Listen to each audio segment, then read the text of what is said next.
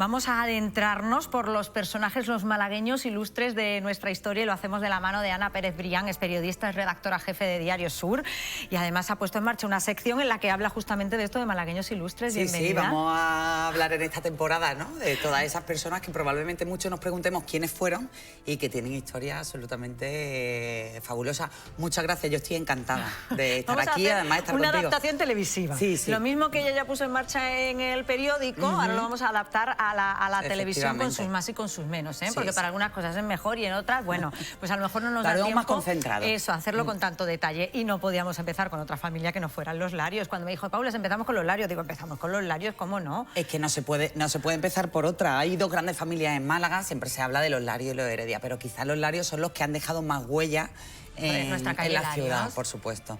La calle Larios, que bueno, pues que ya es una calle más que centenaria, se inaugura en 1891 y hay dos personajes de los que vamos a hablar hoy, que son los responsables directos, bueno, pues de toda esa huella fabulosa de la saga Larios en Málaga, ¿no? El primer marqués de Larios, que fue Martín Larios y Herreros, y el hijo, Manuel Domingo Larios, que ahora te preguntaré por esto, porque todos tienen los apellidos uno encima del otro, porque se casaban entre ellos, porque además estaban obsesionados con no distribuir la fortuna con otras familias, que es el protagonista de la estatua que tenemos presidiendo la calle Larios. Efectivamente, es el segundo marqués, Manuel Domingo Lario y Lario, hijo del primer marqués. Fue en realidad él el que puso los cimientos para que la calle se construyera, y él es el protagonista de esa fabulosa escultura de Mariano Benlliure que preside esa entrada de calle Larios, y que si no a lo largo de muchas superficies sí ha ido cambiando un poquito de ubicación. Primero miraba la Alameda, luego estaba un poquito más alineada con el eje de la calle, y hoy está justo a la entrada, que es realmente donde tiene que estar, y con el marqués además mirando a su gran obra, ¿no?, a la calle Larios. Pero vamos a rebobinar, Ana, y vamos a empezar por el principio, porque realmente la familia Larios no era malagueña, es decir, no era una familia que nació en Málaga.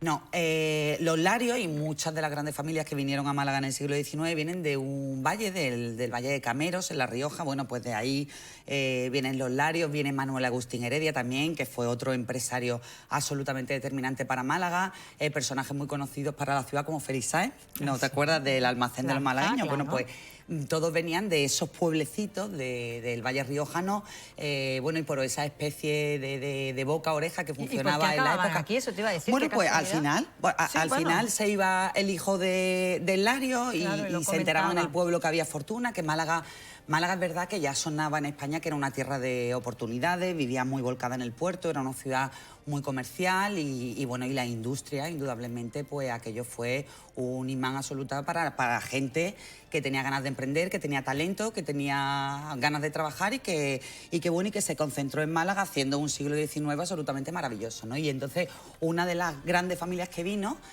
fueron los Larios. Vino el padre en primer lugar, Pablo, y posteriormente se fue trayendo paulatinamente a los hijos a medida que iban llegando a la adolescencia, y uno de los que vino precisamente fue Martín, que lo hizo absolutamente todo en Málaga. Que tenía, además, eran 5 hermanos. Efectivamente. ¿no? Ana, vinieron aquí, y en principio Martín no era el mayor, no era el primogénito, pero el primogénito murió. Efectivamente, ellos se reparten cuando vienen al sur, a la aventura del sur, se reparten entre Gibraltar, Cádiz y Málaga. Martín no viene a Málaga, se va a Cádiz, pero su hermano mayor, el hijo de su padre y de su primera mujer, muere, y entonces, bueno, pues viendo que Martín era un poco el más inteligente de los hermanos a los que podía elegir, le dice que por favor que se venga a Málaga, ¿no?, antes de morir, que se venga a Málaga a hacerse cargo de los negocios y de los hijos, ¿no? Martín deja sus negocios en Cádiz, que había montado con su hermano y con su hermana, y viene a Málaga y se hace cargo literal de los negocios y de la familia. Se hace tanto cargo de la familia que se casa con su sobrina carnal, con la hija de su hermano, claro, Margarita Larios, y por eso tú dices que muchas veces los apellidos Larios están montados uno sobre otro. Hay que contextualizarlo en ese momento en el que los matrimonios entre familiares era lo más normal. Era habitual, y bueno, cada familia, cada saga, cada casa tenía su estrategia, pero sí que se dice que la saga Larios, y además es un hecho, si ve el árbol genealógico, era muy endogámica. Y lo hacían, bueno, pues como una manera de preservar también la riqueza, de preservar, ¿no?, la riqueza, de que no se fuera la fortuna a otras manos, y de preservar también el apellido y el prestigio. ¿A qué se dedicaban realmente los Larios? ¿Cuál era la empresa que tenían? Bueno, ellos tenían empresas de comercio y cuando llegan a la aventura del sur, bueno, pues indudablemente, además eso forma parte de la leyenda y hay también documentación que lo confirma. En plena época de la Guerra de la Independencia, también muchos de ellos, por ejemplo, fue el caso de Heredia, pues empiezan con el contrabando, ¿no? Rápidamente ya se meten en la vertiente comercial y en el caso de Martín, bueno, tuvo empresas de todo, ¿no? Textil, aceite, bueno, de todo, jabón, banca. Martín Larios y Herreros abrió uno de los bancos más importantes de España, tenía la sede en calle Córdoba y además tenía el permiso de emitir billetes. Sí, sí. O sea, que fue el empresario total. Se le habla del empresario total en Málaga. La reina Isabel II lo nombra senador del reino y también, bueno, pues por su influencia posteriormente le da el título del marquesado de la Casa Larios. Es el primer marqués de Larios y su hijo, que estamos viendo en imágenes, fue el segundo marqués de Larios. ¿Cuál es la historia de Manuel Domingo? Bueno, pues Manuel Domingo es uno de esos 5 hijos que tiene Martín con su sobrina. Con su sobrina que tenía 14 años menos, además. Efectivamente, tenía 14 años menos. En cuanto cumplen la mayoría de edad, se casan. Y bueno, tienen 5 hijos, tienen 3 chicas y 2 chicos. Y Manuel Domingo es el mayor de los chicos. Él fue el que concentra, bueno, pues todo ese poder, toda esa influencia, toda esa fortuna fabulosa del padre y del tío, que además muere sin descendencia, el hermano de Margarita, de Carlos. Hablaremos quizá en otro programa de él. Y él es, bueno, el que se encarga de mantener ese legado, esa fortuna, y el que se encarga también de poner esos pilares fundamentales para la construcción de la calle Larios. Los Larios, a pesar de que, bueno, que después la historia ha demostrado que tuvieron mucho desapego con Málaga, que también lo podemos contar en otra ocasión, pero sí querían dejar su huella. ¿Mucho desapego? ¿No? ¿Por qué, Ana? Pues mira, eso te tienes que remontar al año 1868, la Revolución de la Gloriosa. Bueno, fue una revuelta que hubo en España y que aquí a Málaga llegó de manera un poco tardía, en torno al mes de septiembre, y fueron unas revueltas de los trabajadores de las grandes fábricas, que en el caso de Málaga, bueno, pues terminó con la expulsión de los Larios de la ciudad.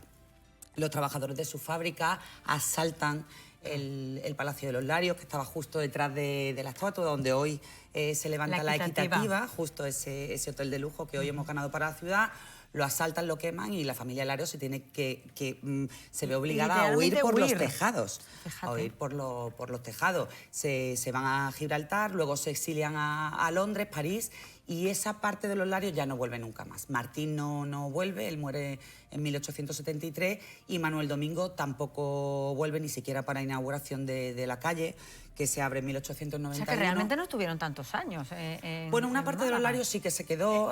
Carlos, del que yo te hablaba, el marqués de Guadiaro, sí se quedó y también hizo grandes cosas por Málaga. Pero estos dos la Larios... parte esplendorosa que realmente pone en marcha esa industria de Málaga y que construye la calle Larios, no quisieron además volver a saber nada de Málaga. Hubo muchos intentos por parte del ayuntamiento de pedir pues todas las disculpas en nombre de la ciudad, pero ellos sintieron de manera muy profunda el agravio que ellos consideraban que la ciudad les había dispensado después de tantas cosas que ellos suponían que ellos asumían que habían hecho por la ciudad, ¿no? Pero de hecho, ya te digo, Manuel Domingo se inaugura la calle Larios en 1891, él muere 2 años después en París. Y no vuelve nunca. Se dice que si en una ocasión volvió a Torre del Mar a ver sus ingenios de azúcar, pues también tenían allí esos negocios de caña de azúcar, pero no viene a la capital. No viene a la capital por muchas cartas que le envía el equipo de gobierno municipal de la época, pero no, aquella parte de la saga cortó con Málaga en el año 1868. Una familia, los Larios, especial, muy celosa de su fortuna, lo hemos dicho, que se casaron... De su intimidad también. De su intimidad, que se casaron muchas veces entre ellos. De hecho, estamos viendo que Martín Larios se había casado con su sobrina y por eso su hijo se llamaba Larios y Larios, y que incluso llegó a una de las madres a intentar incapacitar a su hijo cuando se casó con alguien que no era de la familia, ¿no? Sí, que ella consideraba que ponía en peligro la fortuna. Efectivamente, bueno, estamos hablando de Margarita, de la sobrina de Martín Larios y su esposa, que en el momento, bueno, en el momento que se pone también en duda a quién tendría que haber ido el título de Larios, bueno, pues empieza un litigio que fue un escandalazo de la época. Sociedad del momento. Claro, con su hijo Martín, que también se llamaba como el padre, hermano de Manuel Domingo, y lo lleva a los tribunales para inhabilitarlo. Para inhabilitar a Manuel. A Martín. Ah, Martín. Sí, para que no se hiciera cargo ni de la fortuna ni del título del marquesado de la Casa Larios. Él se casa en segundas nupcias con una señora de Madrid que, bueno, pues que la madre consideraba que no estaba a la altura ni del apellido ni de la familia y que aquello podía ser un riesgo para la dispersión de la fortuna, y lo lleva a los tribunales para incapacitarlo, alegando la locura de su hijo, porque bueno, tampoco es un secreto y yo creo que todo el mundo lo sabe, que al final, si la familia es muy endogámica, la consanguinidad, pues en alguna ocasión... Sí, conlleva pues, un riesgo de y de hecho en la familia enfermedades. Larios pues hay casos certificados y comprobados por los especialistas médicos de la época de casos de locura o problemas de desequilibrio por el tema de que muchos, es que eran las ramas, están muchas de ellas, la mayoría cruzadas entre primos hermanos, sobrinos, tíos con... Tremendo. ¿Consiguió inhabilitarlo?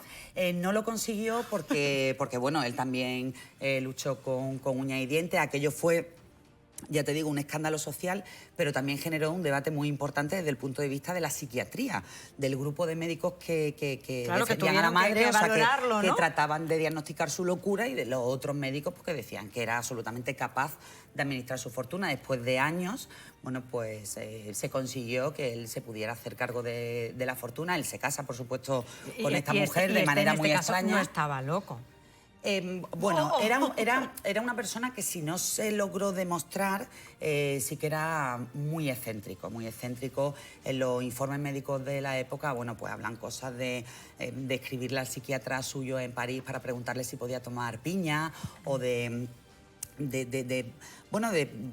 conductas que hoy raro, por lo menos. De conductas que hoy sí se podrían calificar en ese cajón un poco difuso de casi de locura, efectivamente. Bueno, pues podría estar aquí toda la mañana escuchándote, Ana. Al final él gana el juicio y la mujer, por supuesto, administró esa parte de la fortuna. O sea, que la mujer para desgracia de la madre, consiguió. ¿Te acuerdas cómo se llamaba la mujer? Yo creo que se llamaba Pilar León. Pilar León, eso. Bueno, que era de la alta sociedad madrileña, y lo que pasa que no estaba... La madre consideraba que a la altura de los Larios. Bueno, pues ha sido maravilloso.